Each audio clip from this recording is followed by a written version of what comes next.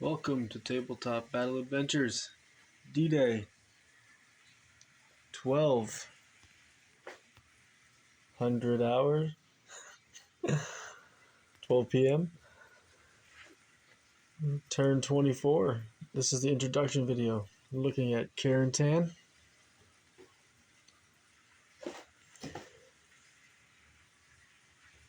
Six Fallschirmjäger Platoon controls Turn24, Major Vonderheit, Six Fallschirmjäger's commander, is in the second floor of this tower, and his radio operator is in the top of the tower. In the headquarters church complex, there's a medium mortar. They will be hitting on a 5. And actually, well, they'll probably move their target. They're targeting just behind that 506 3rd Squad soldier with the BAR. Behind the box that's behind him is where they're currently targeting, so probably need a new target. Inside of this building, second floor behind the window, Six Fallschirmjäger's MMG team.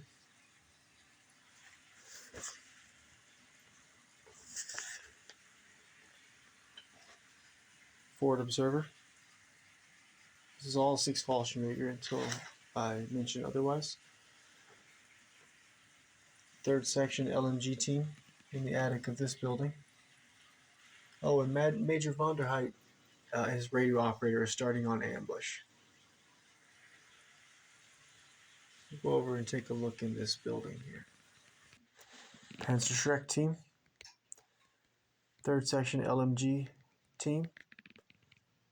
Great cover over the bridges leading into Turn24. Turn24 and the bridges are main objectives. The bridge closest to us has 25 damage. It can take 36 damage before it's destroyed. This bridge here has no damage yet. Third section, 2 soldiers with rifles and Panzerfausts. They were defending closer to the bridge but fell back as the 506 have been calling artillery strikes in and damaging this bridge. Third section assistant leader also fell back a little bit. First section leader did not. He's right here on the bridge, moving over to support the first section soldier who's working on his stopping the bleeding on the wounded soldier, also from first section. The red dice represent how many turns until the soldiers bleed out that are wounded, and the white dice represents each time a soldier attempts to stop the bleeding, it becomes easier to stop the bleeding. So it starts out on needing a roll of a 6, next attempt 5, and so forth. The brown D6s represent grenades held by the German soldiers, and the green D6s represent the grenades held by US soldiers.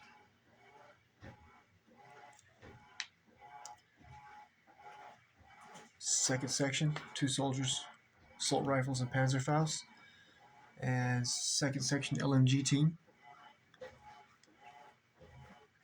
Second section leader, and second section LMG team. The river lock is also a main objective. River lock is open and has been the whole battle, and it is running this way under the destroyed bridge and flooding these green fields. Infantry advance, no run, and no vehicles, and no firing heavy weapons from the swampy areas either. The brown fields are not flooded. Normal movement. Hedgerows block line of sight unless there is a wall or fence along the hedgerow, and then those hedgerows don't block line of sight. I think that's everyone in this area of the Six Fallschirmjäger. Oh, moving this way. This is the Fallschirmjäger's platoon leader, first lieutenant, his messenger, and his attack dog.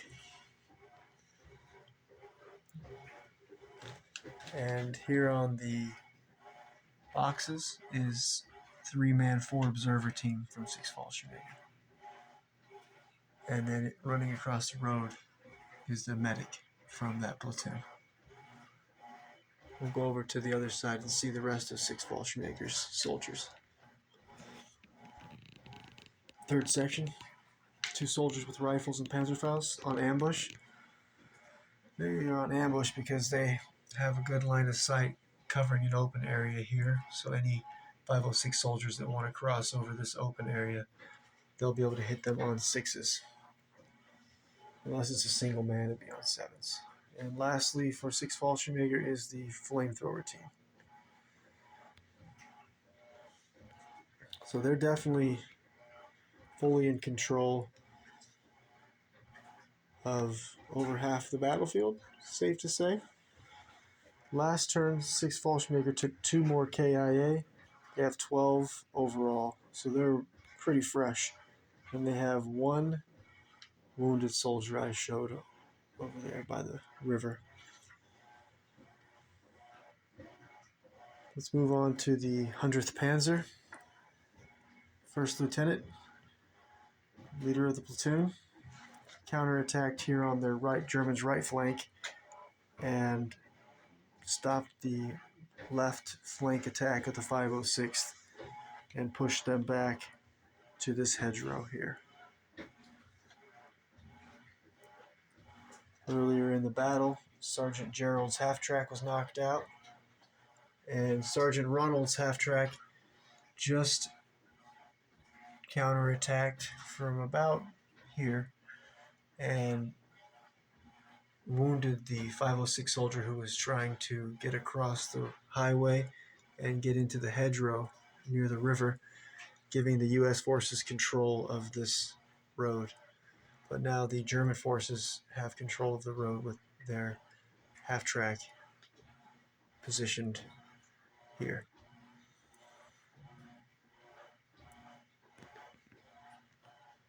Moving on to the 1058 Grenadiers, who have taken the heaviest losses for the Germans on this battlefield, maybe on both battlefields. Wounded here is the 1058 Grenadiers' first section leader. He's bleeding out in 3 turns. And on the balcony is 3rd section assistant leader. And inside of the 1058 Grenadiers headquarters, we have this is all 1058 Grenadiers, the platoon commander, 1st lieutenant, and his radio operator. And we have the sniper. Both the platoon commander and the sniper for 1058 Grenadiers are starting on ambush. 3rd section LMG gunner. There's actually 2 LMG gunners from 3rd section. And the one on the left here, he's starting with 2 pin markers. And this is all of the 1058 Grenadiers that survived. So there's the 7 soldiers here, plus the wounded soldiers. So only 8 have survived the battle. So 1058 Grenadiers, 0 KIA last turn, and 29 overall. And they have 8 if you include the wounded man here. Taking heavy losses. And heavy losses. Let's move over to the 506. We'll start with their left flank attack that has failed. Starting on ambush will be the 1st squad assistant leader and the platoon leader, 1st lieutenant, has a few pin markers center screen. 2 soldiers surviving from the 2nd MMG team. This is all 506 till I mention otherwise. And also, they're starting with 4 pin markers. Whew. And then there's the 1st squad LMG team. And the 1 survivor from the 57mm HE gun. The gun's been knocked out by a ricochet shot from the Puma. It missed the intended MMG team and hit the 57mm AT gun as the soldier was moving forward to re-man the gun. When soldiers are killed, their grenades stay next to the body and can be picked up by either friend or foe and used. That's it for the left flank of the 506. Pulling back here in this hedgerow, medium mortar. They're going to be hitting on a 5. Let me see. Their target is, if I can remember. Yes. They'll be hitting on a 5 this time. And they're targeting these soldiers here from the 6 Fallschirmjäger first section. A light mortar positioned here. They just got done knocking out this LMG position, first section LMG position. They'll need a new target this turn. And lastly, the M5 3-inch AT gun commander dragged his wounded loader, who's bleeding out at the end of this turn. And they had to get away from their gun because the 6 Fallschirmjäger's medium mortar was dropping rounds in and hitting on it too. Over in the center for the 506, we've got the third section or second section. Second section, BAR, soldier with the BAR. He is not hidden. He fired on somebody. And then the second squad LMG team is not hidden either. They fired on 6 Fallschirmjäger's platoon leader. That's all that's in the center. And then on the right flank, we have Colonel Sink, commander of the 506, was killed in I think it was an artillery strike. His radio operator with the pin markers is still in the fight. Third section assistant leader.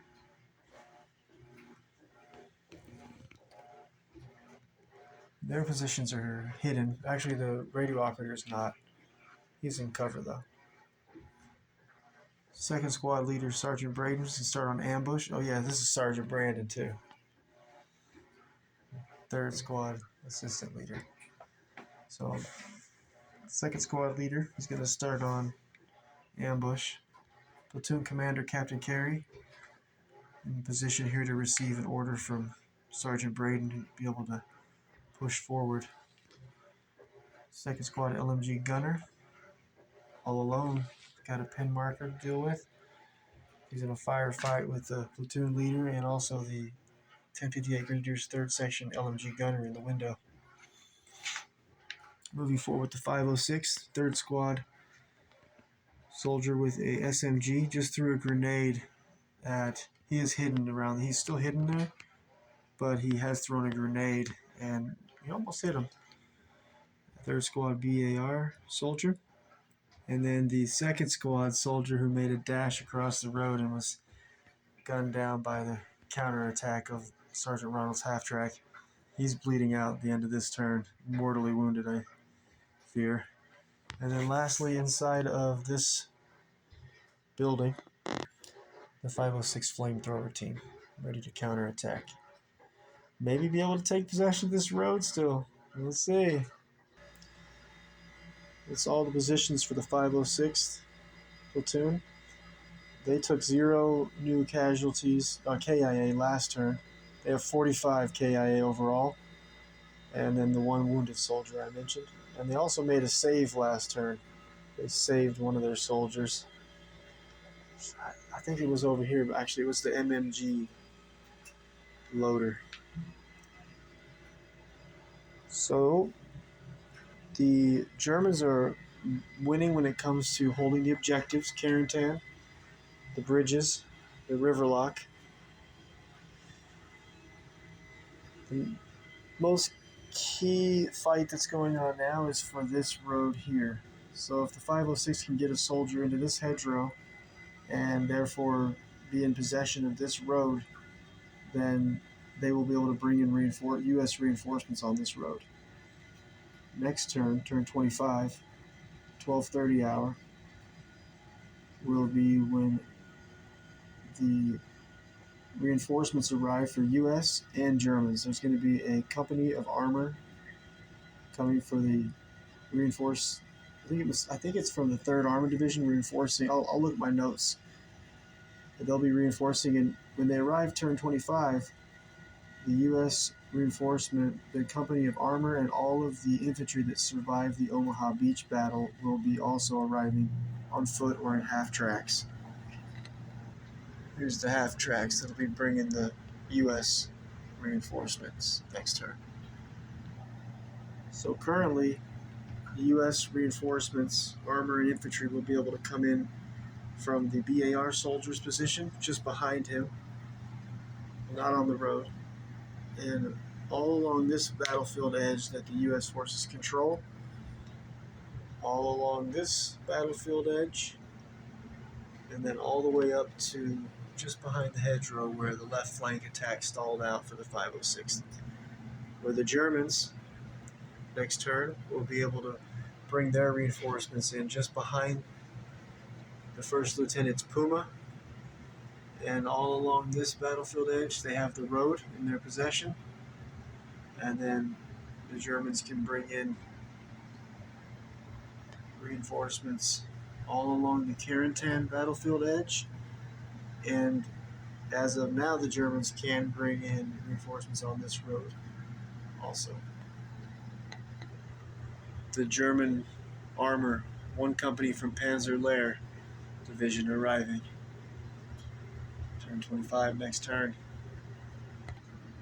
I think that pretty much explains the Carentan and Hedgerows battlefield and the situation. So next turn is when all the armor arrives. It's going to be epic.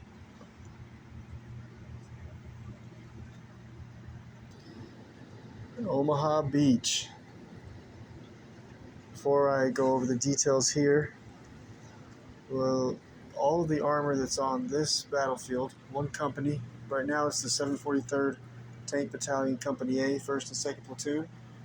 3 tanks are knocked out. The Sherman Crocodile flamethrower tank got knocked out by an artillery strike, and the 88 knocked out the 2nd Platoon tank here, Sherman, and the company commander, Sherman.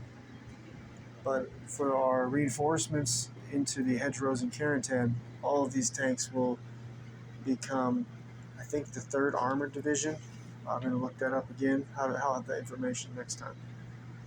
And then all of the survivors from the 2nd Rangers, Company C, 1st and 2nd Platoon, anyone who survived Omaha Beach will then be on foot or on tanks or on those half tracks I showed. They'll be going to rescue the 506th and then to help take Carentan. Also, the 116th Infantry Company A, 1st Platoon, they will be, there's quite a few survivors, and they will be also joining for the counterattack toward Carentan.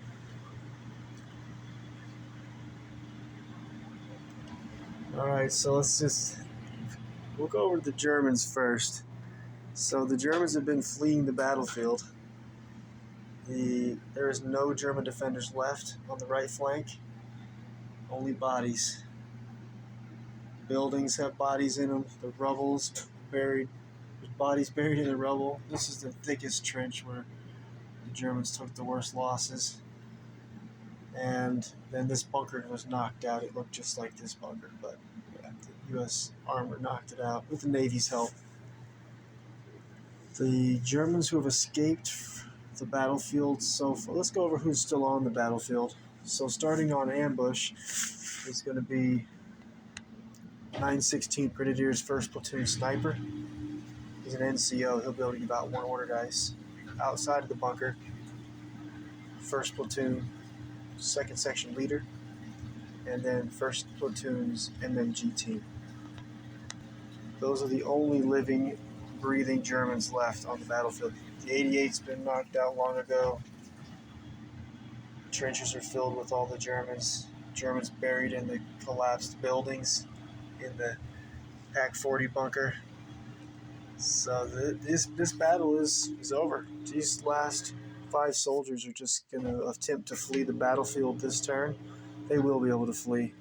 And I don't think the U.S. forces are going to do much. We'll finish with the Germans first. So moving over here, these are the Germans that have escaped the beach so far. And arriving turn 25 will be 916th Grenadiers, 2nd Platoon, 1st Section LMG team. And that's actually 2 LMG teams. They'll be arriving on the Carentan hedgerows table turn 25. The turn 24, so this turn arriving on the Carentan hedgerows table is the 2nd Platoon, 1st Section leader. Arriving next turn 25,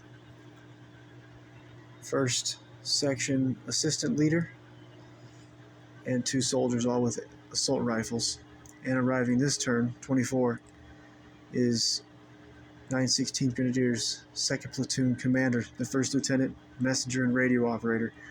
So the way it's going to work is turn 24, the 2 units that are arriving will be arriving on the, whenever I give them an advance or a run order, they will be arriving onto this battlefield. And right here, I'll roll a scatter dice, and whichever direction the arrow is pointing is where that unit of soldiers will arrive on the battlefield. Where the German armor and U.S. armor and U.S. survivors of Omaha Beach, 116th and 2nd Rangers, all those reinforcements will be able to come in on a battlefield edge controlled by their comrades. So the 916th Grenadiers, 2nd Platoon, 11 soldiers escaped, and they primarily were defending this right flank of Omaha Beach. So the 916th 2nd Platoon took 4 KIA last turn, and they took 37 overall in the battle. And the 916th 1st Platoon, sniper, section leader, MMG team, so 5 survivors. They took 48 KIA in the fight and 4 last turn. Brutal.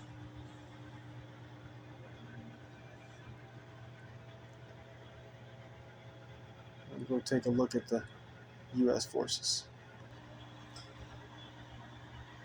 So basically, as soon as we roll off before the first dice of the game and after the artillery strikes and before the first dice of the game, we'll roll for ambushes. Anybody on ambush, German and U.S., we roll off, and whoever wins gets to spring an ambush, and you work through your ambushes until neither opponent wants to go over any more ambushes, and then go to that first dice of the turn. But the Germans are going to flee the battlefield. So this battle that took a while to set up and a good while for the U.S. forces to capture the beach, it's pretty much over.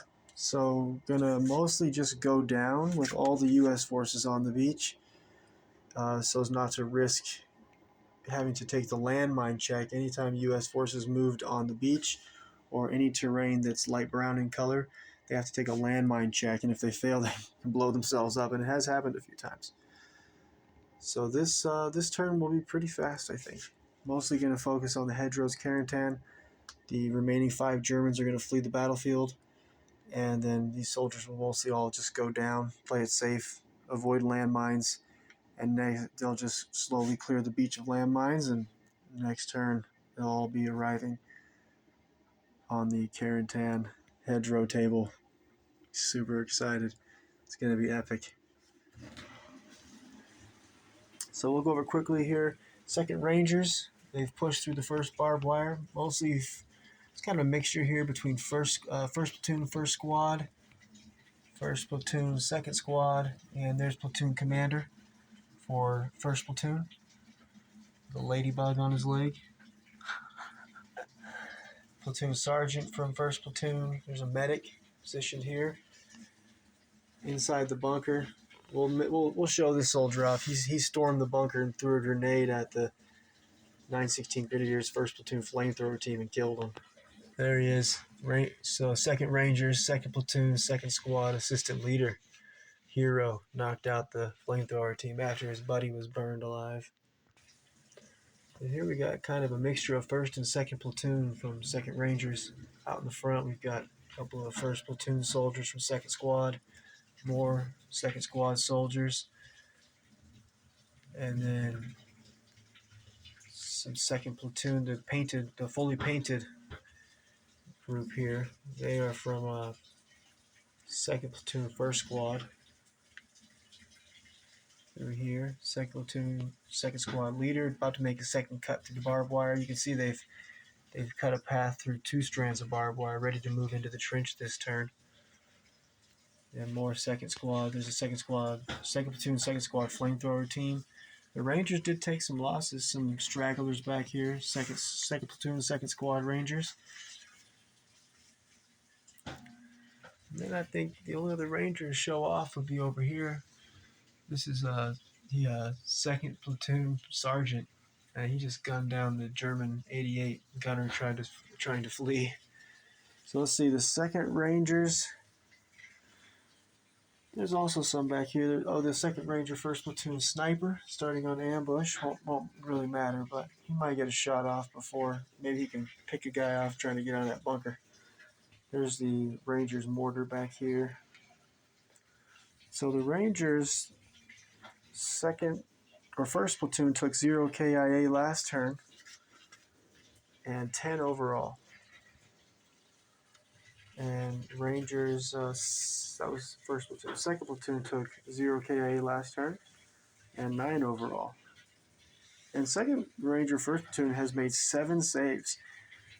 Interesting. Over the whole fight. The 116th Infantry positioned basically right around here. Got their bazooka team from 1st Squad. Some more 1st Squad soldiers pushing up here. And furthest up here next to the Ranger was 116th Infantry's 1st Squad leader. They worked together to get up that way. Oh, there we go. There's a 2nd Ranger's heavy machine gun. The 116th Forward Observer planting explosives on the beach obstacles. More 116th soldiers through here. Flamethrower team and platoon sergeant, radio operator.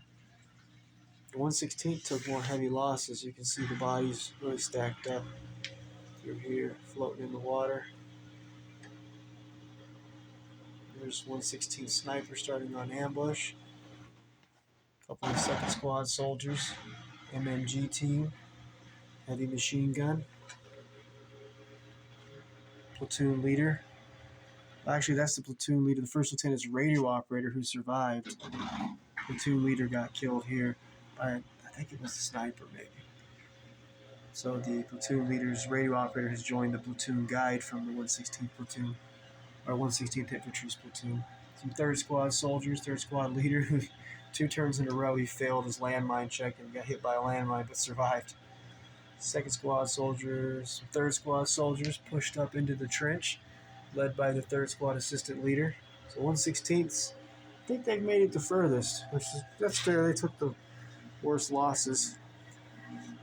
So then both Ranger platoons together only took 19 KIA, where the 116th Infantry Company A 1st platoon took 28 KIA in the fight to get to that trench and to knock out the 88 bunker and to push up all the way to here. So the 116th, 1 KIA last turn, 28 overall.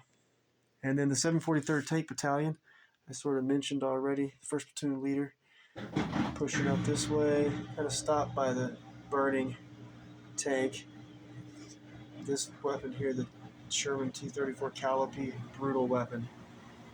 743rd, a couple of mobilized tanks here in the middle. The Sherman with the dozer blades immobilized. 2nd platoon leader immobilized, the Jackson. But really, they didn't take too bad of losses. Overall, the U.S. forces have taken 95 KIA between both battlefields. They currently have 1 soldier wounded. They saved 2 soldiers last turn and had 14 saves overall in the battle. The Germans have taken 127 KIA overall, 10 last turn, and have 2 currently wounded soldiers and have only made 3 saves over the battle. There's 4 US units starting on ambush and 4 German units starting on ambush, and 64 US order dice, or 60 US order dice in the bag, and 32 US order, or German, 60 US order dice in the bag and 32 German order dice in the bag. 64 for the US overall and 36 for the Germans. Before we can get to the first dice, we have a couple artillery strikes to address. 6 Fallschmiger Ford Observer called an artillery strike in on the corner of that building, and the platoon, or actually Colonel Sink's radio operator, called in an artillery strike on this bridge. We'll address those first next time. About 3 nights from now, we'll get started again. Thanks for watching.